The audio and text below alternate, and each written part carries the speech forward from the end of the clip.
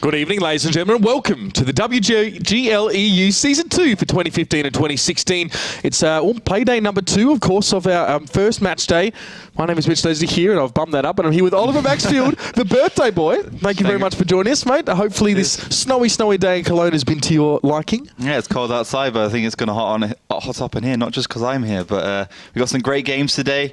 It is my birthday, so I hope it's going to be a special set of games. Hope the teams are going to charge it up a little bit. Absolutely. We've got some great matches on the way. But before we jump into that, of course, we do need to say a very warm hello to Melly down the end here. Now, Melly, not a big fan of snow, are you? I came in here yelling about how much I'm pumped about snow, being an Australian guy, rarely ever seeing it, but you're not so enthused. You see it like for the second time in your life. Yes. I still remember the day you saw for the first time. It was in Tichy, exactly. Yeah. He was standing Season 3 finals. Looking like this into the skies. Like, what is this stuff? Never seen it before. Does it kill me? Does it hurt me? Like, you survived Australia. Snow won't hurt you, don't worry. I think it was right before I fell on my ass as well in the snow. Exactly. That's how you don't know what you're talking That's about. the second lesson he learned. Yeah.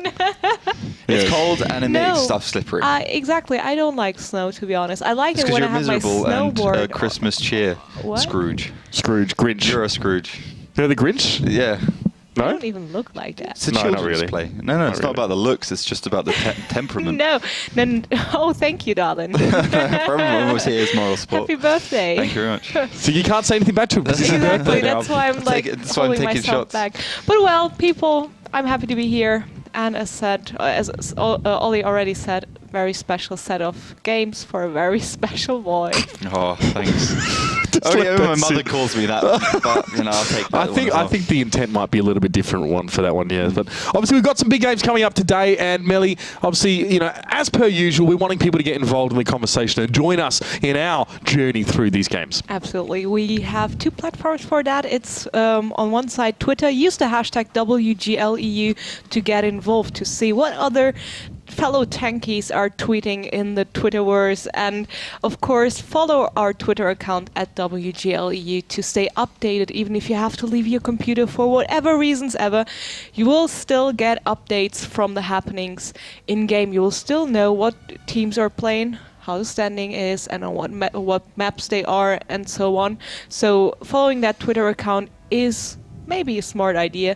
And also head over to Facebook and follow us there as well, facebook.com/WGLEU, and also get involved in our team voting, for example. For every match we have a team vote set up where you can vote for your favorite team and predict the exact scoreline for that very matchup.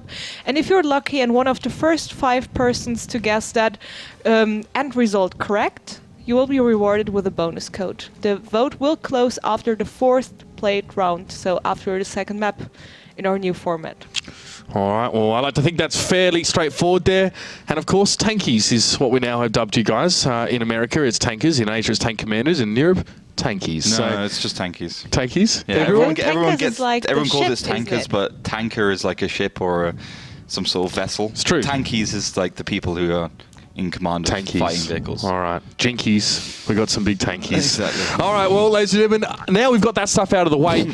Well, let's have a little bit look at the scores that we did have last night, of course. Our first 3 games, of course, of our first play day. The first of this very season actually opened up, and it was some interesting and very, very close games, Oliver. Yeah, I mean, a really good first day to start us off with. We got a little taste of the format. I think actually that Kanaka World Pentasports game was obviously a little bit disappointing for second place takers of Season 1.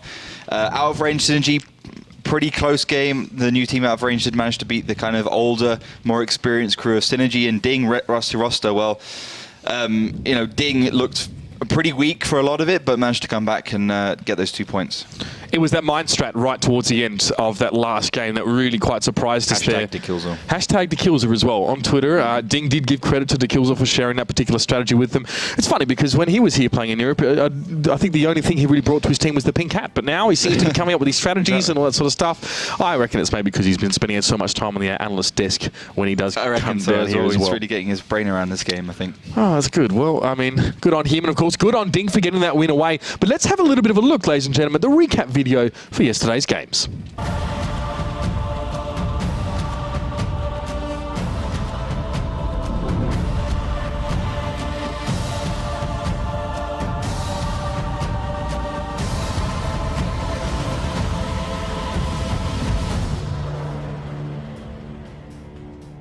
Good evening, ladies and gentlemen, and welcome to the WGLEU Season 2 for 2015. Here, of course, is our season results. Now, obviously, no one has anything because this is the first show of the season, but Oliver, there's a few new names in the mix. Tough Giraffes, Rusty Roster, Out of Range, Kanaka Broad, and obviously a newly named Wombats on Tanks in the mix. Gonna play a little bit of cat and mouse now as these two bat chats are the last two tanks standing. Not really much Newaldi can do about attacking forward now. Bratty does get the first shot towards him. These two tanks are firing on the move. This could be quite chaotic there. Back and forth stuff. Bratty keeps connecting though, and one more will enable him to take down New Multi-Show. Kanaka Broad, their entry into the WGL starts off well, taking that first round. So he is the first focus of the fight. He's just going to try and roll back down on the hill as Fight Your Line puts a cheeky shot towards the side of Failware. They're looking to split one of those Penta tanks out and take him out, and that's pretty much what they've done now to the dead zone. But the damage is coming in still from Penta. They're not taking this one lying down. Pat goes down towards half health, even lower in fact now. Here we go, Desolus taking a first bit of damage now as well. And Penta finding themselves running out of time a little bit here as Kanaka Broad getting aggressive. Fluky going quite low, 906 being shaved off him as well. Focus fire is at a premium right now for KB, and that's exactly what they need to do. Another team really getting a sniff of each other right now as they have taken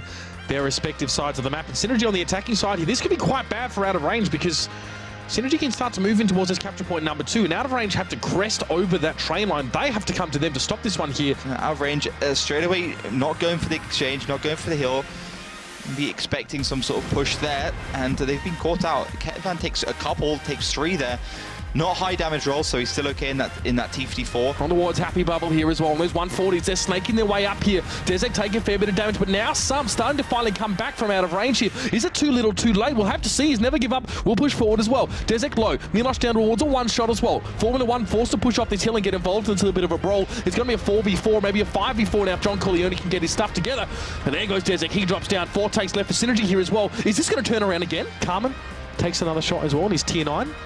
It's a precursor to the Chinese tier 10, and Milosh as well taking a bit of damage here. So trading going fairly well in favour of Synergy early on. So this is going to be interesting to see who gets the most bounces, who can shrug off most of this damage. There's a little flank there by Meritorious and some damage already being given over towards Lifford. Panachin takes a shot as well.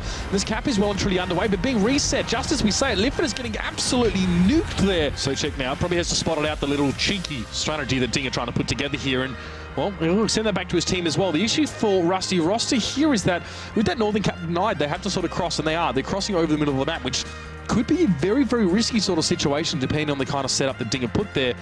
But still, they're down towards 10 seconds here. This is going to require some sort of movement here from Rusty Roster. Great work from Sochik. That was the reset that he wanted, the reset that he needed now. But he's going to be forced to pay dearly for that one. He has to back away. Basista took down Shockish at least, but look at how the shots coming back in response. Basista drops down. Only 4 tanks left for Rusty Roster. And Ding, honestly, while it looked like Rusty Roster had so much battlefield control, the brilliant stuff here. Diplomats coming forward. Basista already taken so low. Ding have their guns trained in the right directions by the looks of things here. 3 tanks in a row being caught out now. Basista down to a 1-shot. Panachin isn't going to be long for this world either. A lot of Ding's forces went towards that cap point number 2, and they have so much control over this island. 5 or 6 tanks firing towards this one. Rusty Roster have been devastated. Thank you so much for being with us tonight. We're going to be back tomorrow night, same time, same place. It's time to kick off this season in even more style than tonight. We'll see you soon, guys. Good night.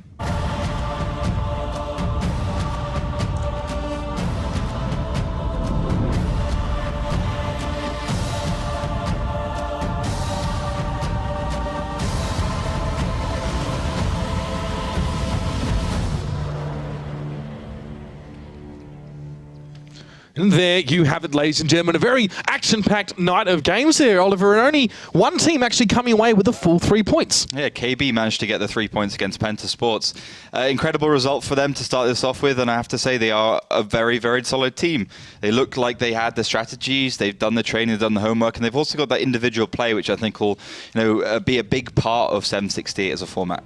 So you can see Out of Range and Ding getting those 2 points respectively here, and it's probably going to be some time, ladies and gentlemen, before we really start to see this ladder take shape, but you can see it there as well with our 12 teams, and of course we do have 6 more teams tonight that will be playing their games. There's going to be some very interesting matchups here as well. Will it be as close as last night or not? Remains to be seen. Of course, this new format holds a lot of mystery for us here, but the first game of the night will be Tough Giraffes versus Tornado Rocks. Yeah, so Oops just joining us in the Open qualifier that happened to replace a team from the previous season. They're going to be going up against Tornado Rocks, who had a little bit of a shaky season in Season 1, only coming 3rd, 4th place.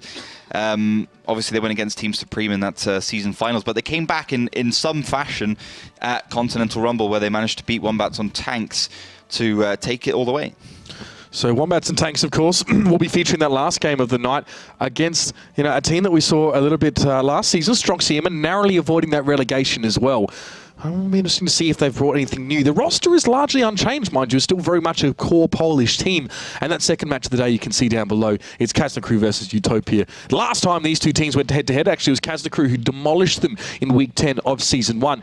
But things are a little bit different now, of course, as we do start to set our sights towards this first match. It's going to be Tornado Rocks versus Oops. Now, Tornado Rocks, after a little bit of an average end to the Season 1, a few changes coming into the lineup for them. Yeah, so the big changes we saw at Continental Rumble was, well, first of all, the Diador was in there. Obviously, the team captain from Hellraisers, one of the best Russian teams. Obviously, the winners of the Grand Finals 2015. Truly fantastic performance against EL Gaming in the finals. And also Lucikel, his kind of partner in crime. Another fantastic player, the actual MVP from Hellraisers in that Grand Finals this year. So two great players. They were, for whatever reasons, removed from Hellraisers, or they decided to leave Hellraisers. And they're going to be joining Tornado Rocks. And to be honest, it had such a massive impact on their performance. They looked like a completely different team at Continental Rumble. This Tornado Rocks team is looking pretty filthy. When you've got FC Dynamo, Vorsen in the mix as well, Positive, the Annihilator, Armageddon.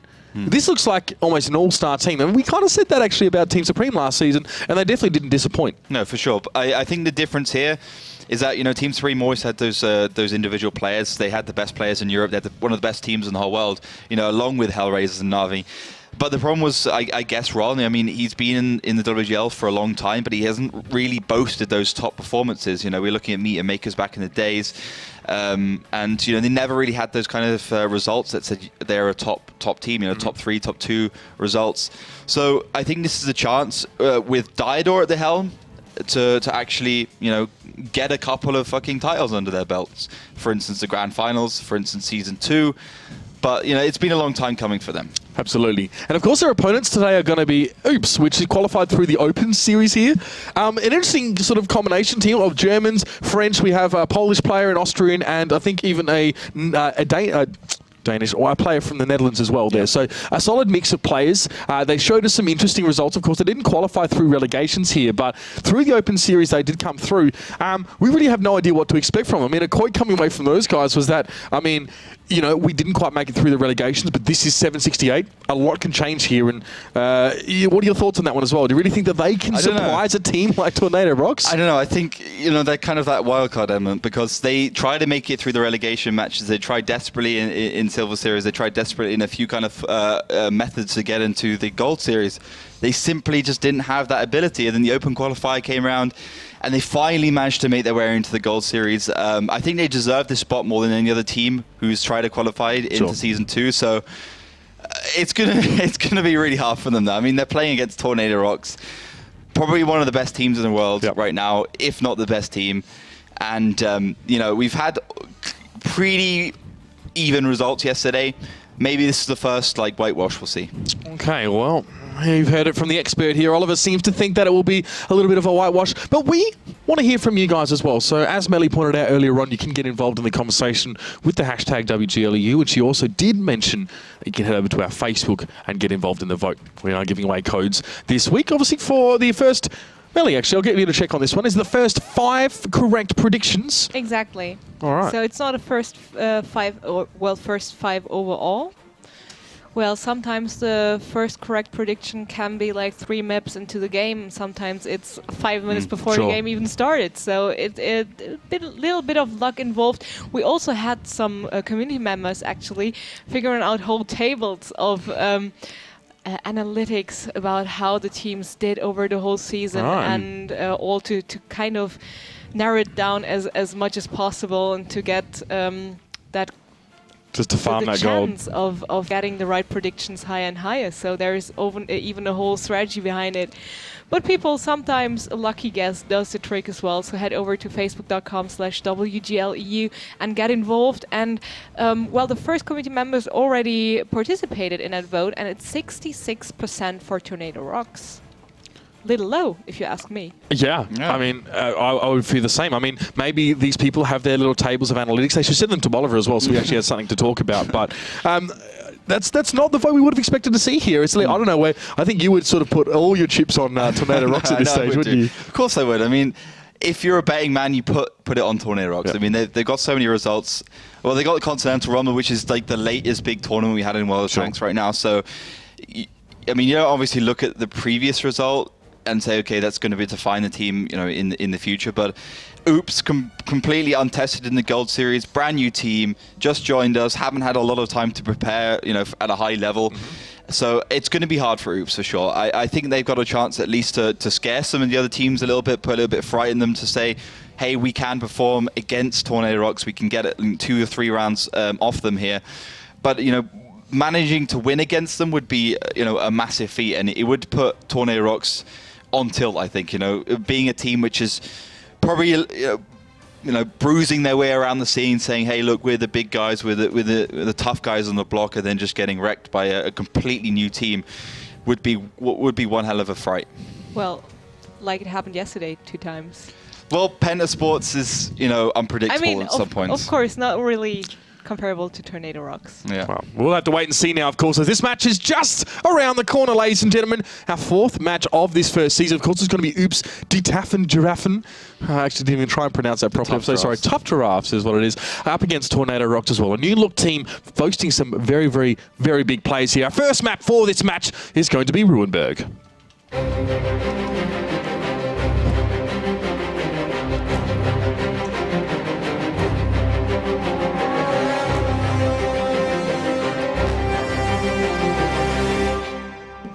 All right, ladies and gentlemen, time to start things off here. Oops are on the red side defending, and Tornado Rocks will be attacking here. This is a dynamic team, as Oliver pointed out, a team of absolute superstars here. Let's look at the lineups here. I'm seeing a lot of bad chats come in, but for Oops, it's very heavy on the IS-7s. Yeah, I mean, a lot of those hard-hitting Russian heavy tanks, and one of my favorite tanks to play. A little bit, volatile. You can get blown up. You can get awfully tracked. A lot of your systems can go down really quickly, so have to see that happens here. It does have an effect on the way these 2 teams play, and how a team manages to perform with the individual players they've got. And Tornado Rocks with the 3 bat chats, the E50 and the Object 140s. Very, very good lineup. I like it. Very fast, very dynamic. So they've got nothing really bruisey and tough to make their way through into Oops. That being said, Tornado Rocks with autoloads is a scary, scary thing. They know where to put their fire. They actually want to take this fight straight to Oops right now, and they're pushed in towards his village. Luciquel gets very, very heavily damaged there as well. 2 shots go in towards him. Damnus as well going a little bit low. Fussy Eater, of course, coming from No Mercy from last season, is in this lineup here, and he is also very, very low here. I mean, Tornado Rocks are happy to just brawl this one out for the moment here, but 2 Object 140s, they have that source of consistent firepower. Armageddon goes low as well, though. Wouldn't really say the Tornado Rocks are winning out in this one yet. No, for sure not. They're going for the peaks. They're trying to do some damage, but they're definitely going to struggle against the IS-7 sides. I would say that, Oops should theoretically just win the engagement they're actually contesting for. But Tornado Rocks might have the player skill to get into these situations. Slin's just taking down Luciquel straight away. One of the new additions to Tornado Rocks, and as I mentioned, Hellraiser's extraordinaire. But they are going to come around for a little bit of a flank. Silence now getting caught up with Grosser. This might be the overmatch that Tornado Rocks were looking for. Grosser went down very, very quickly. Fussy Eater toward the north side drops. Silence actually sustained through a lot of that damage. He's behind the hull of his fallen comrade there as well. So extra protection for him, forcing the Annihilator and Positive to actually commit to that one here. But they may have made a mistake. They're backpedaling now. Positive straight back over the road, and so is the Annihilator. That one don't want to take too much more damage from this, but Armageddon also takes a shot in his side. And Tornado Rocks are starting to run out of pieces to really work with here. They do have 5 tanks still on the map, but the Armageddon's down to a 1-shot, and FC Dynamo and Positive are looking a lot worse for wear. They have to go for these fast exchanges. They have to go for the flanks. They have to go from behind, and they have to come from every single angle. But right now, Oops is simply turning their turrets, their superstructures, and deciding where they want to pick Tornado Rocks off from. Conqueror of Duck of Death there. Copy a couple of shots in towards him. And Invictus is just behind that building. So he's looking fairly safe for the moment here as Tornado Rocks down to 2.7k health left. And they spread out all over this cap circle. As the Annihilator there does see Silence take down Armageddon. Only 3 tanks left, and Tornado Rocks, they just might have put themselves in an unwinnable situation here. It's now the surround is going to be coming out from Oops, and there's Insane, ex-ASAP player to come through, but Damnus already takes down Vorsen, and Tornado Rocks looks like they're just going to fall apart. Yeah, they are actually just falling apart by the seams right now. 2 tanks left, Positive and the Annihilator. He's going to have to try and find Slins, who's been a fantastic player here in the IS-7. but just doesn't have enough shells to take down Invictus, one of my favorite players so far for Oops. I've seen a little bit what he can accomplish.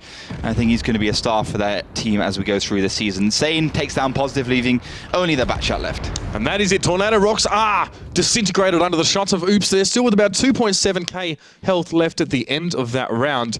And it's an interesting strategy that we saw there. I mean, Tornado Rocks favouring that sort of more medium tank lineup there, making their way up towards that village or the township, and they just wanted to take a head-on-head fight, a head-to-head fight for some reason.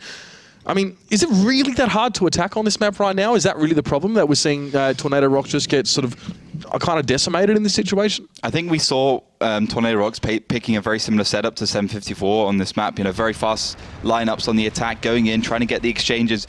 But it's not like Oops did anything too extraordinary. You can see they actually do pretty well at the beginning, but I think they get stuck on Invictus here, who's just able to side scrape in the IS-7 and just be a completely immovable object. And also, I like as soon as Silence just starts, Silence starts to go down towards the left side of that middle road. Then it starts to go from bad to worse for Tornado, because you can see already 1,000 hit points behind because of those medium tanks. And then Silence comes along here in the IS-7, hold down, peeks over, no one can penetrate him. There's no one from Tornado Rocks really up there to kind of exchange and keep him back. And, he finds that first kill, and then it's pretty bad for him already. And this push is quite strange as well. Just at the end of the clip, as Positive and the Annihilator actually push across towards Silence and Groza here. And they almost want to go for Silence one-on-one, and they realize, well, two-on-one, should I say. But then there's Invictus and Damnus up the top as well. Duck of Death is there. I think Positive, or maybe the Annihilator, takes shots here, and they realize they've maybe gone a little bit too deep and have to back out. Silence had such a strong position behind that tank hull. I think that was maybe their overall plan. But if I was them, I probably would have gone over that Eastern City, use the T-54 as bait. Have a vulnerable tank there, so you get one of those IS-7s out of a position where you're going to be pushing, and then you use those medium tanks to go around the corner as fast as they can, get the Batchet on the side of or behind of the IS-7, and just keep them tracked and take them down as quickly as possible. So, you're always going to be a situation where you're probably going to get out damaged and out armored by the heavy tanks, but if you can get one out of the equation, cancel that with a T-54, which doesn't do the most damage well. If you get an IS-7 and a T-62A or something out of the way for just a T-54, then you're in a position where you can use those faster tanks to go in and actually take down some of the enemy.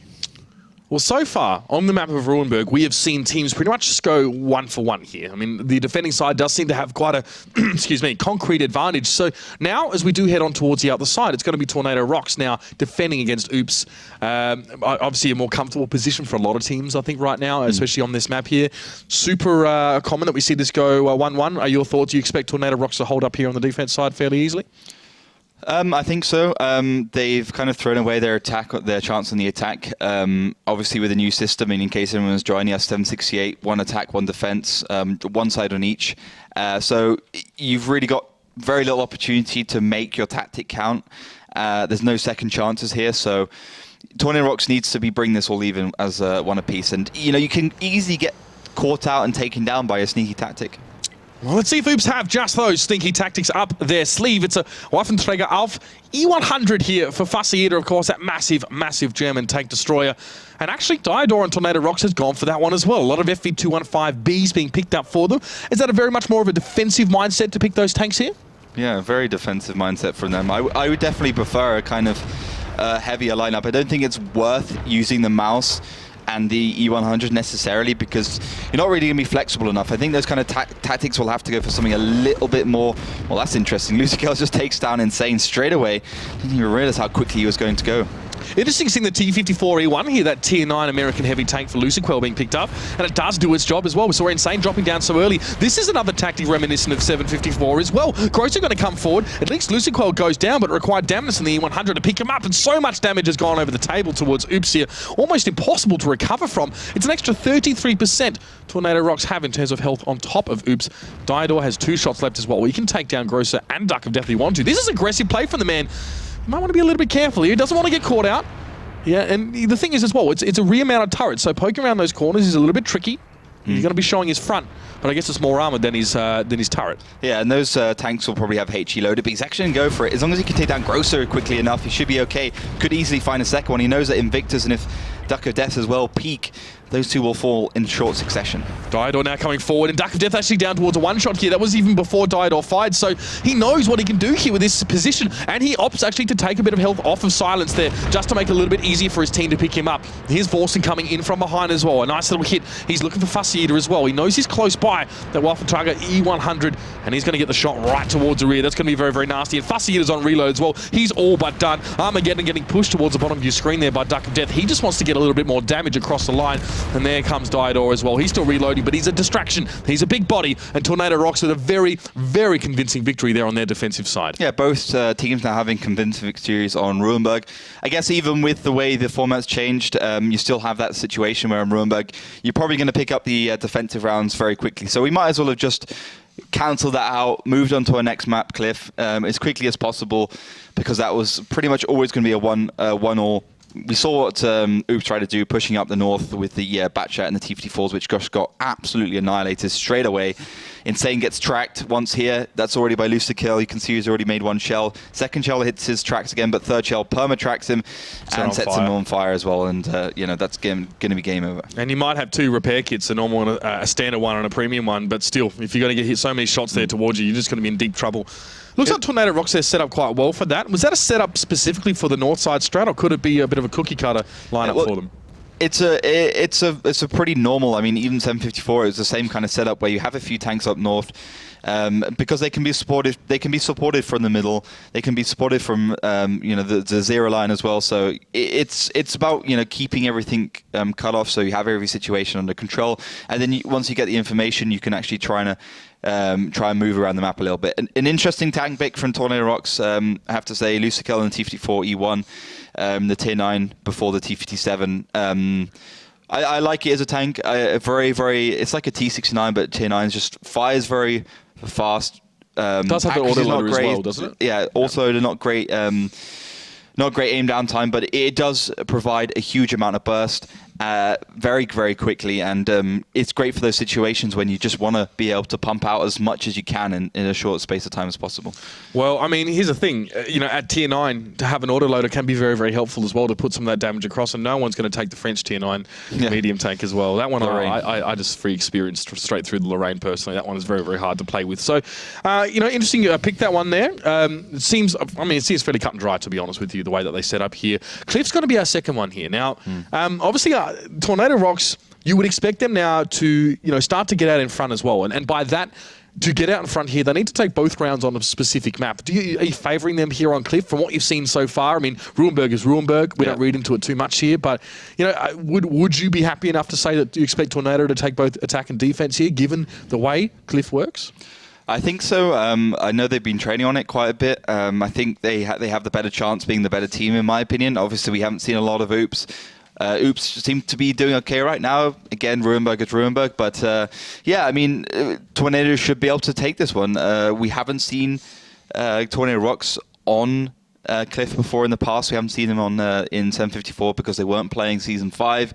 So we haven't had an opportunity to see the way they kind of play and have a frame of reference on this one. So we have to see. It's just, a map like we saw yesterday, taking the middle, taking strategic points, occasionally going for that lower road, trying to get into a situation where you can get good shots on the side and distract the other team and make them come to you.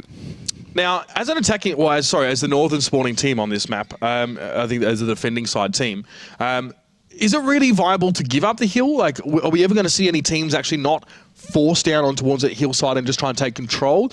Is there other possible strategies for a defending side to really have a good control, or do they pretty much have to go there and have that central part of the map covered?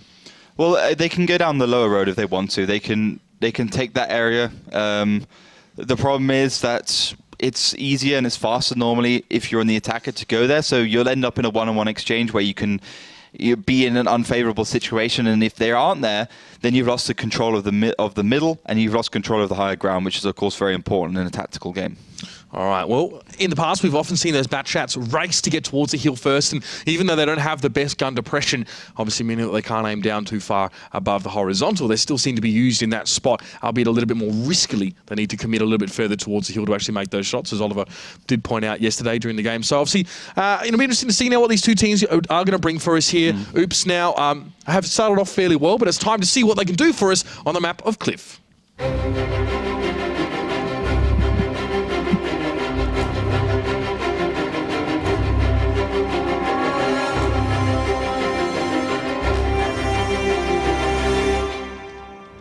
Oops will be the attacking side to start things off, and that means that they spawn from the south as we fly over their rolling V formation, I'll call it. Grosser in the RU251 here. E50M still seem to be the flavour on this map. A lot of Object 140s here, though, for Tornado Rocks. Yeah, a lot of those high DPM tanks. I think probably the most popular tank this season, if I was to guess. Just looking at yesterday as well, we saw a lot of E50Ms. Didn't work out too well for KB, I believe. And, you know, having played it quite a bit, you're just going to get out DPM by the STPs, the Leopards, and obviously the 140s, the Russian medium tanks. You know, you got like a 7.5 second reload, so you need to be using that ramming damage, that HP, that armor in your favor. Damnus pulling the trigger a little bit early there, as well as his shot just thuds in towards the ground. And looks like a Tornado want to fight this one out. They're going to come forward. The Annihilator is off towards the side, and he's been the subject of a bit of focus in the first part of this fight. He's now down towards half health, but still has 2 shells to expend, and that's probably all he'll get to use before he goes down at this rate. Oops are sustaining an immense amount of damage here. Damnus is low, and so is Insane. Invictus drops down towards the backside there. You can see his shots continue to come through. There goes Insane. It's back and forth here as well. Both these teams are fairly close in towards health. They've got fairly similar tanks as well. It's about who plays the execution just a little bit better. And so far, Tornado Rocks have been able to push up. They're slightly behind in terms of health, but they have more tanks here. And those guns in the game mean so much more. You can see Invictus there, the number of the beasts being shaved off of him as he tries to come forward as well. To Oops now, looking for a little bit of an overmatch. They want to try and get these tanks from Tornado Rocks away, but they're sharing damage so well. Oops finally realizing that they actually have to push forwards, because right now Tornado Rocks are playing absolutely no respect. They're just going in, they're going for the exchanges. They know they got the focus 5, they go forwards, and they're forcing Oops off the hill, and Oops just fell in that classic trap of reversing instead of going forwards they had, and that's caused them some real damage. Positive actually going through that entire game, not taking any damage at all. He was up on the hill in that situation. Grosser was the first tank to head up there actually in the RU251 now. What we normally expect, what you said last night actually, is that we don't really see tanks go up the Lighthouse Hill anymore, push up any further. In the past, that was really important for that sort of map control.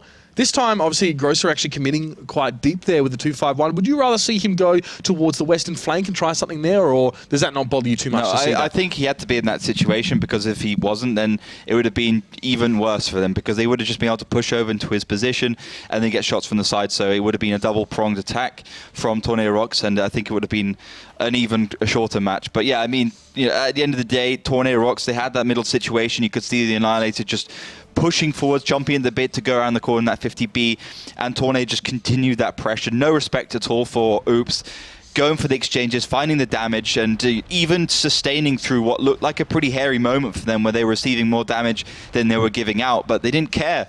They knew that Oops would retreat, they knew they would buckle under the pressure, and they knew that Positive would have a very dominating effect of a Grosser, and he has it even over Insane, as Insane gets caught out a little bit in that position. Yeah, it's funny, this reminds me a lot of what Hellraisers actually did at our grand finals, was actually just push a team and just force them to crumble, or just make them stress out, I guess, about how aggressive that they're being towards them here. From this point on, again, you can see here it's a 4v6 situation, so there's 2 extra guns that can be firing. Yes, one of the 50Bs is on reload here, so maybe 5 guns, but still, it does look like Tornado have control, and right here is where you said Oops are coming forward. Yeah, Oops decide to go forwards. I mean, they have to keep the pressure onto Tornado, and they have to have controlled they have to have control over where the Positive was. So maybe not a 251. I think they were expecting a slightly shorter, maybe a slightly less aggressive Tornado Rocks in that round, but they probably should have switched it around there and had more of a high tier tank. And quickly looking through the damage, Positive, you know, you could see what effect he had in that game, the 140 on the hill, 2.5k damage. The Annihilator at the beginning, bouncing a lot of shells on the 50B, but he was the first one to go, and he was the engager. And on the side of Oops, I mean, Invictus, 1.4k damage behind that rock, and Silence with the E50M doing 1.5k. So no one really did any damage apart from Invictus. Okay, yeah, 2.7k for him was not too bad, but still it's... you know, the actually amount of tanks you have in the game now, it means a heck of a lot more because of the amount of damage that each of those guns can put out, as opposed to what they could obviously in the 7 754 format here. So quite often we've seen this many times actually where teams are lower in health but have 1 or 2 more tanks, and all of a sudden that health deficit is just switched around super quickly. It often is too close to call up until that point here. So, sharing that damage well, or conversely, focus firing well, it seems to be really important here for these teams to come away with the win. You take those big guns out, especially your Object 140s or STBs, those tanks that can fire quite frequently, and you're going to be in a bit of in a good spot if you can get those off the map. So now we're going to go into the second one here. Yep. Very convincing there for Tornado Rocks on the defensive side, but now they're attacking, and they might need a little bit more finesse, I guess, spawning from the southern side of the map to make it happen. Yeah, on the defensive side, at least for Oops, they've got them with an artillery. Tornado with pretty much the same lineup they had last time. But the artillery is going to be interesting. I mean, that gives the opportunity for Tornado to be even less respectful. And if they decide to push over, the artillery will have pretty little effect on the game. It'll have 1 or 2 shells, and those 2 shells will have to do some serious damage to have an effect. But both teams go into the middle, and Oops setting up for a defensive strategy. Well, they are playing it fairly safe here as well, not really pushing out towards the hills. Just Invictus, he's a fair way forward actually, has to be careful. Fortunately enough for him, not a lot of Tornado Rocks actually rolled around that corner and went towards him here, so no real damage being sustained. So, I guess there's almost a sense, seeing that artillery, you do get a bit no respect. You do sort of want to come forward. It's also going to force Tornado Rocks to stay on their toes as well, because if they stay in one spot for too long, Insane is going to have a field day with them as well with that M40, M43. Tornado now just maybe deciding on their next move here. This is Insane. Up in the back here, obviously looking for some sort of shot to make, and Oops obviously aren't doing a great deal of spotting over that map. They might spot some incidental tanks that do sort of poke around the corner of that hill in the middle of the map, and that's a shot from Insane. Just going to be caught by that rock there as well. Maybe in a blind one. As Tornado Rocks now, they seem a little bit unsure about how to go forward. Yeah, they do seem very unsure. You can see already a positive is coming from the side, so he's going to go haul down, unsupported that 140. And if Oops take the bait and actually put some resources towards him, it's just going to mean Tornado Rock's going to go straight across the top. But also at the same time, I mean, if they can take down Positive quickly enough, that's a tier 10 tank out of the game, and that's going to be bad news for Oops. But Positive gets spotted by Grosser. Interesting position by that team captain for Oops. And yeah, I mean, at the end of the day, I mean, Tornado also playing quite defensively, maybe a little unsure of what to do, as you mentioned. A lot of things they can do. I mean, the obvious choice for me would be to send a smaller tank with a good camo valley down to the south, so they can get shots on the... nice shot there by Insane. Obviously a great player for ASAP. Did some fantastic shots for their team at the beginning of the season as well. But yeah, send a tank down the south to your B-C lines and shoot the back of that T110 E5. You can see there, Positive actually being made to pay for coming forward there, and that little village there we're highlighting is a decent spot there to get some cheeky shots. We also saw Bulldogs go there in that last season, or those smaller tier tanks, just to be harassing. Now, the problem with Positive wanting to go hull down there over towards that northeastern side is that, well, going up against an artillery, you get punished for staying in the same spot for too long there. He really couldn't afford to do that, and even on the move, he was actually caught there by Insane. Now, bear in mind that Tornado Rocks, ladies and gentlemen, have to come forward at some point. They have 7 minutes left to attack, and they must, within that time, eke out a distinct advantage here. I mean, look at that cap point number 1 in the north. That's a possibility for them at this stage, but they'd have to move towards that one very quickly and not give any information away. You can move towards that 1-2 line and not be spotted here, but it looks like Oops are on the move here, coming forward, at least towards his eastern side here. What's the idea? Strange. I mean, Oops clearly has caught Tornado Rocks a little bit off guard with their passiveness, and Tornado doesn't really have a clear strategy right now. So actually pushing into Tornado for no reason could be dangerous, but it's gonna be a real surprise for Tornado when those 140s and Bat Chat just turn up from behind. Surely they must be lit in just a moment here. Now, Oops are going for something a little bit weird here, trying to catch Tornado off guard, and Vorson and Dynamo pulling back. Now, this is a team that knows exactly how to deal with aggressive opponents. They've been in these situations before. They thrive on high-pressure tanks. And Grosser we'll take a shot from Vorson, and this push forward here from Oops seems to be more of an all-in scouting run, if I'm honest with you. They're going to back away now after taking a very small amount of damage. Maybe they just wanted to find out exactly what Tornado Rocks were doing. They hadn't moved for so long. They hadn't really made any moves, so they weren't sure of where they were. They weren't willing to push someone over the hill to get that information. But look at this. Tornado Rocks have moved up across towards the map here. Damnus and Positive going head-to-head. Those 250Bs as well are also on the move. So maybe Positive just trying to attract some attention here as well. He must be careful, though, as at 110E5, while he probably won't commit, he still can fire down if he gets the right angle. Decent gun depression on that American Heavy. Positive just going to jockey back and forth, but you can see Tornado Rocks, they're moving up. Yeah, they're going forwards. I mean, Positive is a brilliant player in my eyes. Second highest damage dealer Continental Rumble just after the Armageddon, so against Wombats and Tanks in the finals, of course, but there's engagement happening. I mean, this is obvious. Once Oops got spotted, Tornado Rocks can just get the middle, they can catch them on the rotate a little bit, and this damage is truly superb from them. That's right. Good shots are being made by Olden Sundry here. As Positive and Damnus still having their little 1v1 around this rock in the meantime. It's interesting to see Damnus actually commit to that. I think he knew that he'd be endangered if he stayed up on the hill from Tornado Rocks pushing across, so this was his best chance of survival. Positive gets a track on towards him now. He wants to come forward, and I don't really quite understand that. I think Damnus is a one-shot. Oh, no! Damnus isn't a one-shot, he's a two-shot, but Positive can shoot basically 2 for 1 of Damnus's 1, so he could have got the first shot, and Damnus would have shot Positive, and then Positive can get the second shot. I mean, Positive is playing super ego, super scared style, and it's cost him dearly. Probably this one that's 1 versus 1, unless the 50p comes across. Positive with the 6.6 second reload at standard on a 140 here. Coming around the corner, he actually manages to bounce another shot from Positive, but Positive has the maneuverability here. Look at what he can do to Damnus around this rock.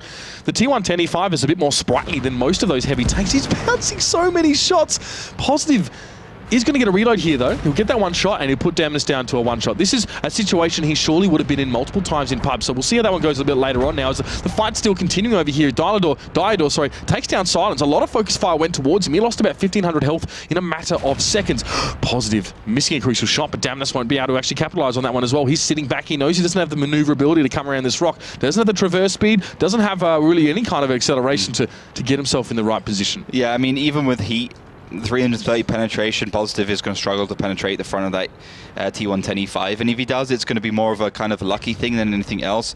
For instance, the Copula will still be hard to penetrate, and Dido and the Annihilator is going to finally have to come in and help him, as Damnus was forced into a difficult position. And he had to come forward there as well, had no choice. Fussy being caught out a little bit here as well, and Oops being pushed back slowly but surely, and you can see those Object 140 and the 50B, the Annihilator on Positive, they're getting together, and they're going to be coming from yet another angle. Slowly but surely, Oops have been taken apart, and Tornado Rocks have about 80% of the map control. They can come from so many different angles. FC Dynamo and Vorsen are on the hill. Invictus and Duck of Death know that their time is a little bit short here, as they've been closed in on by the Tornado Rocks. They're hungry, blood is in the water, and they're following the scent right to these last 2 helpless tanks. Yeah, so this is bad news for Oops. It's going to be the 3rd round now on the board for Tornado Rocks, 2 ahead, as FC Dynamo does have the hill, so he's got perfect angles onto Invictus and Duck of Death. Let's see the Object 140 getting that gun to pressure right on down. Duck of Death is on fire as well. He won't get the fire of his last shot. No, Dynamo finishes him off with a fire, and there goes Invictus. You have got to hand that to Tornado Rocks. Going up against a strategy that they couldn't identify early on, they were quite confused about the way Oops was setting up. I mean, the Tough Giraffes weren't giving anything really up to them for free. Yep. So Tornado Rocks had to find it themselves there. I mean, where did it all start for them? I mean, the first push they set up on the hill, saw nothing. Was it because Tough Giraffes went for that push on the eastern side that they could actually come forward? Was that what opened things up? Yeah, it was. I mean, Tough Giraffes went for a gamble where they could have caught Tornado Rocks by surprise, but Tornado had FC Dynamo and they had Volsic there and the 2 light and the 2 medium tanks, and that signed warning bells in Oops's ears, and yeah, it went from bad to worse. I mean, that gave Tornado Rocks some freedom in the middle. It also gave Positive some freedom down the south, because you didn't have to worry about any of the tanks being up there to shoot down, because Tornado Rocks had the middle area, so they had the middle crossed off. Nothing could go from east to west. So yeah, I mean, that went from bad to worse. Positive kind of screwed around a little bit, definitely screwed up on an individual level there, but it didn't matter anyway, because Oops were out of position, Tornado Rocks could get in position, and yeah, game over. Absolutely. The little bit of a speed up here will just indicate, I guess, the push eventually that comes around the corner. So Tornado Rocks capitalizing on that as well, and they could take so much map control. This right here is Oops giving up map control. They give away a lot of information and gain very, very little themselves. Like you pointed out as well, this was a gamble. They took a risk here. This is the bulk of their force going for, I'm not sure what. I mean, you said it was a gamble, but what was the end game supposed to be here? Well, the end game was just to catch Tornado by surprise, come from an angle they aren't expecting, you know, maybe even catch them on a rotate, because eventually Tornado Rocks was rotating, but they had their angles covered. You know, they're a very experienced team, they're a very good team. They weren't going to leave this whole side to themselves, and it also allows FC Dynamo to get on the hill in a little bit of time, so they got so many kind of things to go on with for them. You know, so much room to breathe. They have like a 15-20 second reload, and Tornado Rocks don't react immediately to actually go into the middle. Damner should have definitely killed Positive, I think, at some point here. But the top of that turret of the Object 140 doesn't really help him out at all and bounces a couple of shells. So 2 convincing rounds for Tornado Rocks. I would say classically new team mistakes by Oops. And as we sort of discussed as well as this format now we're introducing to you guys, to get ahead, you have to win both rounds on any map. That's the only way you actually get ahead by more than that 1 point. Yeah. Make it more than just a back and forth game here. So that's why having one map or 2 good maps where you know you can come away with those 2 rounds means so much, because you can either make up a deficit or get out ahead yourself. And this puts a lot of pressure now over towards Oops, because the next map's going to be Steps, and they need to win. They need to win at least one of these rounds, but it still could be match point if Armageddon get any of them. This game could be over right here. It could be a 5-1 if sort of Tornado Rocks, come out very, very strong and clean things up. So you've got to be thinking about it as well. You either need to have a damn good attack or to get damn good defense up against these guys if you're going to have any more hope of seeing the next map in this sort of rotation. Everyone's setting up. It's an open map as well. We're looking at Steps here. Tornado Rocks have demonstrated an excellent ability to adapt, or at least to read their opponents and make informed decisions based upon that. It'll be interesting to see, I guess, how they sort of now go ahead on Steps, which is quite an open map. But now that we've seen already our first couple of maps, the voting is closed after our 4 rounds, and I do want to pass over to Melly to get some impressions from everyone there on Twitch chat as well, and also an update on the vote progress. Exactly. Well, we have 74% of our community voting for Tornado Rocks, which is slightly more than 66 in the beginning. But still, it seems like they're holding a bit back and actually counting in Oops for some surprises. And we already saw yesterday that teams can come back from maybe they're not so favorite maps. As we already stated yesterday, it's a difference having only 2 maps played besides 4 maps played. Like if you don't like 2 maps of the 2 maps you're playing, you're gonna have a bad time. But if you're good on 2 maps out of 4 maps played, there's still a good chance of actually coming back from that deficit. And when we have a closer look to the entries, like the exact predictions from our community, it's mostly when I'm like scrolling through quickly, 5-3 endings predicted here. So it seems like it could be a close match after all, even if Tornado Rocks pretty much almost sitting on match point. An 8-round affair being predicted by a lot of these guys. So I'd be very interested to see if that is in fact going to be the case. I mean, Tornado Rocks seeming strong here. I mean, a lot changes here. This is definitely the tipping point, I feel, on Steps for Oops. If they can't sort of gather their wits and gather their composure, then things are going to be very, very difficult for them to actually stay in this match after this one. I mean, it's a big ask for them. Coming in, of course, qualifying through the open qualifier, so obviously they didn't even get through the relegation period. That was tough for them as well. It was 2 of our other new teams that made it hard for them. Now going up against arguably one of the strongest teams in Europe. It's almost like the next super team, of course, to follow up on Team Supreme earlier on. So, I mean, it's going to be interesting. I say that a lot. I say that word a lot. I realise that now as I do think back. But, right now, a lot of question marks above these teams and above these players and above these matches. And all we can really do is watch here. So, an analysis not, super strong before these matches. There's only so much we can say. But what I can say, of course, ladies and gentlemen, is our next map is Steps. Let's check it out.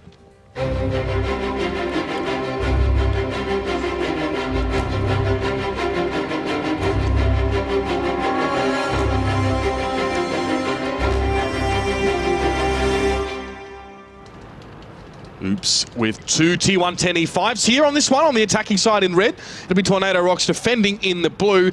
And they have a lot of Object 140s, a lot of them, in fact, 6. Yeah, so they are going for a very fast lineup. I mean, we've seen this before in 754 from Tornado and Wombat specifically, going for the very light lineups on the defensive side. Of course, a little bit unusual, but it gives them a lot of flexibility. And I mean, you basically can keep the cap safe with a lighter lineup because you can just chuck 1 in there to take down a tank. But at the end of the day, FC Dynamo might have just got himself up there. Yes, he has. He's safe. He's good. So he's going to be the one completely in charge of keeping that west side cap safe, as long as he has the spotter to go forwards and find those tanks for him. Of course, no T-32, so no stationary turret tanks, which basically defined how this map was played for a lot of the previous season. FC Dynamo is always that guy being pushed up on the hill. If you remember, he was the RRU251 player for Supreme on this map and would always be boosted up into that little spot there. So the Object 140, still a fairly similar playstyle. For some reason, Positive is tracking the Annihilator with his turret. I'm not really sure what his idea is there, but that's fine. maybe a little bit of a disagreement between those two. Blind shots are coming in, and Grosser's position has been revealed here, and he does have cover from that bush. Although it doesn't look very good in terms of how much cover it would give. It does. But Grosser hasn't been spotted out yet, so Insane, though, he does get chunked down. He's in the batch out, and that's pretty nasty for him to get chunked down so low already. Shots are coming in from Tornado Rocks here, and they do seem comfortable just to hull down over the top of this one here with these Object 140s, the hard heads on them, not unlike the 54 lightweights. And Oops have to work around this one. I mean, so much firepower, such a fast reload from so many tanks. It's like the ultimate wall of death from those blind shots, or just a couple of spots as well onto Insane and the STB-1. So interesting stuff at the beginning here. Damnus has received some damage as well, so the STB-1's got to be careful, as I said. But Tornado Rock's just happy to play that defensive style. I think, you know, at the end of the day, they've got some great individual players, very good light tank players. I think the Object 140 for a lot of these players, both on Oops and Tornado Rocks, is probably one of the tanks they go to when they're playing random battles or clan wars or any other kind of game mode in World of Tanks. So they probably feel very comfortable in it, and more comfortable perhaps even than the T-54 lightweight. Armageddon now is up in the bush, so he's in a great spot as well if he needs to spot any Oops players starting the cap off, and that's going to be very much open season for Tornado Rocks if they want to take any shots towards that. Insane right up the back there is perched on the railroad, and he's a little bit low in health, but he's still opted to stay there for the time being and try and take some shots here. But this is the start. Now, this is that cap now happening. Grosser has inched his way on towards that one here. He may not be aware for the moment until he gets spotted about where his opponents are set up here. Right, Armageddon, remember, he's in the 30-90. He was up fairly close here, but well played, I guess, for Duck of Death to put his 110E5 so close to that one here. So he's denying that AMX 3090 getting up for a spot, and it might require a little bit more pressure to be applied by Tornado Rocks for this particular area for them to stop this cap at the moment. Yeah, so the two 140s you see in the right side next to cap number 2 will just shoot through, blind shot, positive, and, well, just positive actually, because the Armageddon can't really do much there. I'm going to blind shot. If they can get some shells connected, maybe they're going to be able to kill or do enough damage to Grosser and give themselves a little bit more time. If that doesn't happen, the Armageddon will of course go forward, spot him, and that's going to obviously allow SD Dynamo and the rest of the team to do the damage they need to do. So Grosser does get spotted there. You have to run out of the cap. A couple of shells do come across to him. 350 damage as Dino actually bounces the front of that AMX 1390. And they're pretty badly placed shell and silence as well. In the IS-3, IS-7 has gone forwards, made his way towards that A-line. Yeah, big tank here for Oops on this open map. And I think even Grosser might have lost his driver or commander there in that case when he did get hit. So a little bit tough for him now. He might even head back towards the cap here, but Oops might need a little bit more of a robust plan than the one that they're trying to execute right now. Just putting that 3090 onto the cap might not be a sustainable solution for them, as Tornado Rocks have proven that they can get that reset when they need it. Now, Insane is going to be coming up as well, just to tick that timer up a little bit faster, maybe, if he wants to push on towards the cap. But Grosser, again, is just set up here, and I really feel like you're taking a gamble. I mean, you're just hoping you don't get blind shot. With 6.6 second reloads on those Object 140s, there are going to be a lot of shots coming towards your position. What else can Oops do to secure this? Well, they don't have to do anything right now. I mean, they're in the classic 754 setup where they have a lot of these angles covered, and it's really about Tornado Rocks going in, and it's about timing for Tornado, because we've seen a lot of times getting in position about 2 seconds before the cap. We saw yesterday, actually, I think from Rusty Roster, where they managed to get the reset within the last half a second or less than that onto this northern cap. So Grosser heading out as he is spotted, and I think Tornado Rocks will be looking for this kill. Yeah, I mean, he's going to go down, but the reason why I asked that question is because with Grosser down, then what? Well, what's the plan from Oops? You know, it doesn't seem like a great commitment here from Tornado Rocks to actually make these shots. They're not giving up too much to get these resets here, so they almost be happy enough sitting back and allowing Oops to give them more health points, I guess. They haven't really been able to amass too much pressure with only one tank sitting up on that capture point at any one time. So 4 minutes and 10 seconds left in this one, and Oops need to come up with something a little bit different here. But they've been chunked down quite low. Insane went low earlier on in the piece. Of course, Silence now has taken some damage. Luciquel and Positive have taken some as well, but they're still looking fairly good. Over 1,000 health for both of them. You can see now Positive on the move here towards his cap. I mean, these Object 140s, they seem very comfortable, Tornado Rocks here, and just to allow Oops to make their own mistakes and then capitalize on them. I think Grosser might even try and go for the cap yet again, but I don't know. I'm not convinced by this. Well, they're running out of time. 3 minutes and 40 seconds left. So Oops has probably got to make this one work if they make it work at all. But of course, the Armageddon's still on full HP in the MX-1390, so he can go in and get the cap spotted 100%. And that will mean, unless positive fails to hit a shell, that grosser will fall.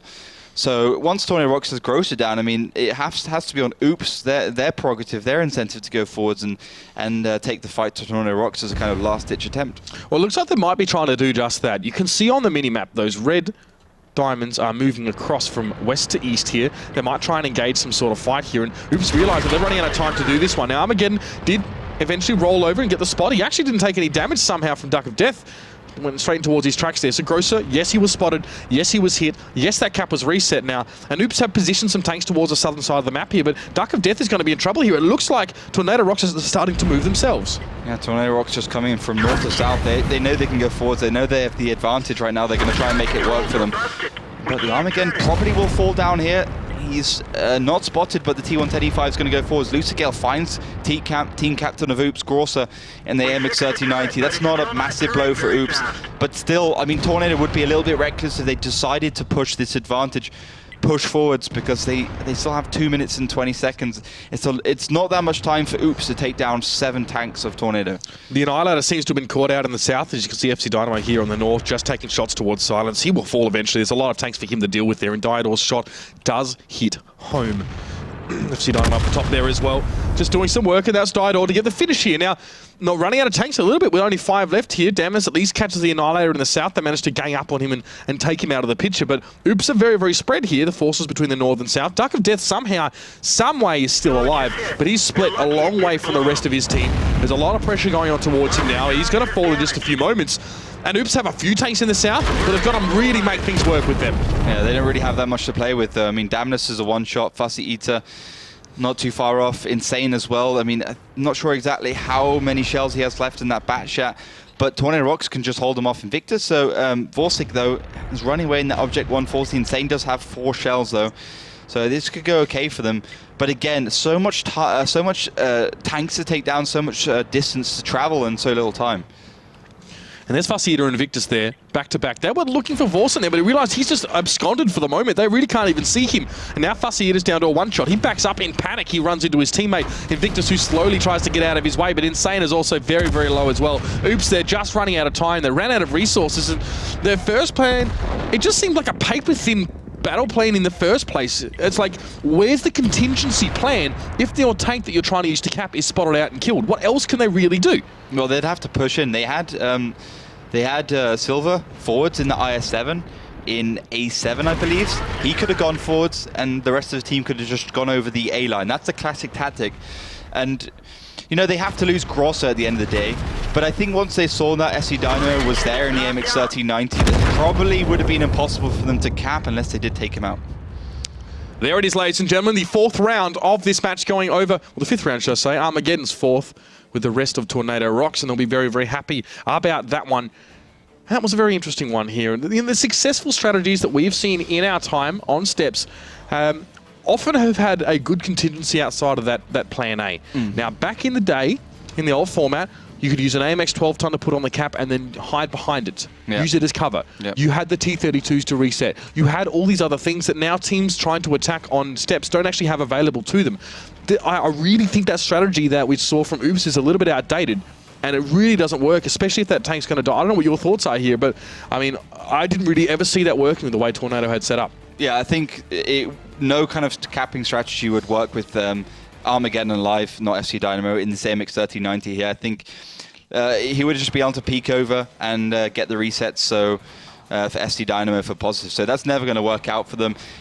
The MX-1390, Object 140s, whatever they wanted to put in the cap. So I think an aggressive solution would have been the only way forwards. And that IS-7 was probably their way in, their ticket to success. I think they should have been more forwards. Utilize the fact that they had the IS-7, they had the Invictus and T110E5. They could have, been in a brute force situation when they're just pushing in, using the IS-7, the 110 to go over those hills and make the shells straight onto basically a helpless Object 140, which would have been there. But looking at the damage, Vorsic 2.8k, Dynamo 2.5k. And Damnus, though, he did a hell of a lot of work there. 3.6k in the STP1, just up on that left side up the north. He didn't manage to get there after one shot at the beginning. He just did so much work on the side of those objects, and that could have been a way in as well for them. He was the one that I think was chasing down the Annihilator towards the end of that round. He was positioned in the south. I'd like to see some more, south, pushing towards the east strategies from some of these teams as well. I mean, from the north, coming in from that cap over the train line, it doesn't really seem like it works. Coming in from the south, we actually saw a few teams actually manage to make that strategy work as well, working their way north on that attacking side, going towards that cap point number 2. So that's an option here as well, but unfortunately not one that Oops can really now resort to because they're on the defensive side now. They've squandered their chance at getting an attacking round win, and now Tornado Rock's coming forward. They're attacking, and it's match point. Yeah, it's 4-1 right now, 4-2 even only. There's 2 Ruinberg rounds going to Oops at the beginning. It's 4-1. 4-1 even. Yeah, it was only the defensive side even going towards Oops right at the beginning of that Ruinberg round. So they've gone down 4 rounds in a row. Looking at the lineup, Oops have gone for 4 STB1, so they're going for this basically 6.2, 6.3 second reload, insane DPM machine. That is the STB1, T62A. 110E3 and the Rheinmetall Waffentrager as well, not the E100, the small tier 8 one. And for Rocks, very much the same with the full lineup of 140s and the MX-1390. And it's actually that Waffentrager being actually pushed up towards the hill here. Interesting to see that there from Insane. Of course, the tier 8, we've seen that a few times in the last season. Now, somewhere has been subbed in here for Oops, and he's playing the T110E3 here. An absolute beast of a tank if you can make the most of its incredible frontal armor. But how does that factor into a strategy here for Oops? Is it just a standard defensive play? I mean, they're coming with 2 very, very hard-hitting tank destroyers. Well, looking where it's positioned, it's positioned towards that northern cap defense. In my opinion, I mean, the Waffentrager, we've seen it work before in this map. I guess it's kind of proven. Penetration is enough to go through the tier 10 tanks. Basically very hard to spot as well. You can see Insane's in the position it should be in. But of course, I mean, E3 is only effective once you can point the front of that tank, basically the Death Star, towards the other vehicles. I mean, the damage is not insane for that thing. The reload, I think it's about 14 seconds, 15 seconds. 750 damage, it got reduced from 850 at one point. So it's only useful in a frontal engagement. And obviously with the 140s, you're only realistically going to get 1 shell off before you're going to be having those smaller tanks on your side. Now, Oops here are positioned towards that valley as well. So they're going for something a little bit similar to what Tornado Rocks did, except with the far less tanks being invested towards that far north. It's just the 110E3 of somewhere that's up there. And the rest of these STB ones are just forming a little bit of a firing squad here. Not as fast firing as the Object 140. 8 seconds at standard. Well, I mean, with crew as well. I don't even know what that number equates to. It's with just the normal stuff, and I guess your premium consumables. It's 6.7 seconds the STB1, but if these guys have got full crew skills and everything, you're looking at like 6.3 seconds for the STB1. So it's almost the same speed as the Object 140. But obviously with 390 damage as opposed to 320, so in my opinion, I prefer playing STB1. It's the best damage dealer you can take basically in the whole game. If you're not willing to go for the awkward kind of weaknesses of having the tank destroyers like the 263 or whatever. Okay. Armageddon is the one that's starting this cap off here, and Tornado Rocks are going for a fairly similar strategy, except with a little bit more of their tanks towards that D and E line as well, towards the middle of the map. And a lot of these blind shots are coming in, and Armageddon is able to somehow avoid all of them. Interesting that his tank is turned side onto these tanks firing at him. Almost a sixth sense about the man and about where these shots are going to be coming in from. He doesn't want to get shot from where the STPs are, so he's going forwards, probably predicting. Well, he already knows that the E3 is the only one there, so it's just clever stuff from them. Somehow I have to feel that he has been spotted. He was a lot of shots going far, far too close in towards him there, and he's hit still somewhere in Insane. Did take some damage themselves. And Oops' little firing squad just really peppering away. Obviously, those STB1s with just insane DPM up amongst medium tanks of their tier. 3K a minute, which is just crazy. And now they're moving up towards the north a little bit more here as well, just to set up with that T110E3 and give some more support, maybe favouring that firing angle far more than that D and E line a bit. And Tornado Rocks are slowly moving some of those medium tanks towards the southern part of the map as well here. They're just getting in position, Maybe they want to push across. Maybe they want to isolate the T62A up in that corner. That's Grosser in that one. Calling the shots from right up the back. Yeah, so I mean, Armageddon's going to go in the cap again, put some pressure on there, see if they can force somewhere to receive a little bit more damage. But I think in the back of Tornado Rocks' mind right now is simply that they will probably have to go for some sort of engagement. In my opinion, of course, they can win that one of two ways, just getting some good early damage at this point, or just be in a hold down position, because the STBs of the heat hammer will bounce from the front of the Object 140's turret, so that could happen. Obviously, you know, the STPs are gonna crush the 140s in any kind of you know, just DPM situation, especially if you got 4 of them just being able to cancel one 140 out in a basically in one burst, or 1.2 burst, 1.25 burst. Somewhere there, actually, you're being harassed a bit because there are shots coming in from multiple different angles there, and it's actually Vorson who may even have loaded HE just to tick him off a little bit, I think, is somewhere obviously very, very strong from the front, so much from the sides and rear, so he does need to sort of face in that direction shots are coming in from. And when you can, well, when you can have shots at somewhere from multiple directions here, he's forced to try and turn his front towards the most likely direction. So he's firing towards Armageddon, and Vorson up on the hill there on the left is just trying to pepper somewhere with shots right now. Very, very hard, of course, for him to really make meaningful connections there, but somewhere he's continuing to take some damage. Slowly but surely he's being chunked down. 40 seconds now is where we're at. Somewhere being forced to turn his head towards Vorson again. Very frustrating to be in his position, of course, whereas, you know, starting to feel a bit more vulnerable now, getting towards half health. He's never going to die. I mean, he's not going to go down, basically, I don't think. I mean, 4 minutes and 20 seconds. It's taken already half the time to take him down to half HP. It's going to be very hard for Tornado Rocks, and I don't think they would have any kind of time to do anything else apart from heal somewhere. So Grosser now pushing forward in that T62A. To what end? I'm not quite sure there. He must have tried to get the spot, and now the shots are going to come in towards him. He is as good as dead. The Object 140 firing squad just lining him up and picking him off. Armageddon, however, was forced off the cap, but he still has time to start that one off himself, as Silence taking a shot there. And Oopsie getting a little bit low here. I mean, if you're Tornado Rocks, do you actually fancy going in for a fight here? Are you far enough ahead, or do you go back to this sort of less imaginative style of play? For sure. I mean, you've got some good early peaks. You've taken down a T62A for some reason. Not sure exactly what Grosser was doing. I think he might have been scared of those 140s down the south, but still, you know, that's basically a suicide from Grosser. So I think this is the point where, you know, Tornado Rocks, 11,000 hit points you can see at the top versus 7,600. So yeah, this is the time when Tornado needs to making the move, but the cap is still their prerogative. And Armageddon is sitting up on that one as well. Maybe he'll have some help from Positive and Dynamo now that Tornado Rocks are a little bit further ahead. Or maybe it's time to fight. Tornado Rocks now starting to get a little bit antsy, sitting back in those positions, and they're closing the net. And you can see just how much control Tornado Rocks have to work with here. Positive fortuitously has a tank hull up on that hill to get behind if he needs to. That's Grosser, of course, helping out Tornado Rocks even in death. These STBs here looking very uncertain for Oops now, as they're trying to find the best spot to fire from. Insane is way up on the hill there in that Borsig.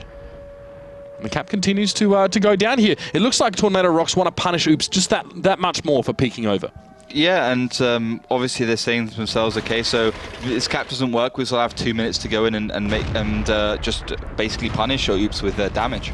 Well, here it is. Silence coming forward there as well. Sumway going very, very low. Not quite a one-shot yet, but he is getting awfully close to it now. Now he's at one-shot as well. He's been pretty much caught out. Silence going forward. Wanted to get the spot here, but he can't make the shot towards that capping tank. And somehow, well, there's the reset coming in, but still, Armageddon is alive. And Luciquel pushing towards Duck of Death now. Tornado Rocks know that they've carved out enough of an advantage here early on to go for these fights. Now, bear in mind, Insane is still up on the hill, so he's away from this fight for the most part here. Maybe Oops pulling the trigger a little bit too early now. Damnus is going to go down. Insane's the last man standing. He drops, and Tornado Rocks clean it up in a very convincing fashion. It does seem like, though, to be honest, they played for a fairly similar strategy to what Oops did. What's the big differences that you could spot there? Well, first of all, Grosser went in. He was in position that Armageddon was. Of course, you know, Armageddon, first of all, didn't die. Grosser just got completely destroyed, got tracked out of position in the middle of 3 or 4 different firing angles. So you're losing a T62A 210 tank there, instead of you're not even losing an MX-1390. Yeah. So that's the big difference. Of course, you know, Insane in that Waffentrager, it's a different strategy. It can also work. But yeah, I think Grosser going, and we had Sylvester in the STB1 trying to come in from the side. You know, just some inexperienced moves here for an Oops. But I think, they tested Tornado Rocks in some rounds. Tornado looked a little stronger than I thought they would have done. I think, in that last round, they should have just been able to push in and take the STPs as quickly as possible. Interesting stuff there. Definitely Tornado Rocks being thrown a few curveballs, but at least they can adapt and know how to deal with that on the spot there. So 5-1 is the final scoreline here. And Melly, I mean, people's votes were definitely being put in the right place here as well, but I have to wonder how many thought that it would be such a big margin between these two teams. You don't have to tell me, but that's just wondering. a good question to ask, but well, I just downloaded the file and I would have to unzip it and then open it, no, and convert, no, later maybe. But well, we had the predictions mostly on that eight round side, around the 5-3, maybe 5-2 even. Yep. But Tornado, well, clean it up, 7 rounds. put them in their place, and we'll finish the first round. So, but that means another chance for you guys of winning bonus codes. Head over to our Facebook page where the next team vote is already online. Vote for your favorite in Kazna Crew versus Utopia, if I'm not mistaken. Yes. And also share your opinion on Twitter by using the hashtag WGLEU. And while you're on it, head over to youtube.com/WGLEU. Follow us there as well to stay updated about our video content, about the VODs from our past match day, and of course all the other events we had and seasons we passed. And yes. Excellent, excellent, excellent. 5-1 was a scoreline, and as Melly kind of pointed out, not many people really expected that one here, so maybe even we didn't, seeing how close the games were last night against these two teams, but teams are still very much getting each other's measure. However, speaking of two teams, maybe know a little bit more about each other than most. It's going to be Kazna Crew versus Utopia next, just like Melly sort of pointed out. An old rivalry being replayed here now in the 768 format, Oliver. Before we go to a break, what are your thoughts on that one? Well, Utopia, they've had a season to break themselves in a little bit. They've improved through the season, getting a little bit unpredictable towards the end. Kazna Crew with a pretty disappointing, or if not very disappointing, season 1. Probably out for blood. All right, well, let's see now if Kazna Crew are ready to take things to the next level in 768, ladies and gentlemen. We'll be back soon after the break. It's going to be Kazna Crew versus Utopia. Don't miss it.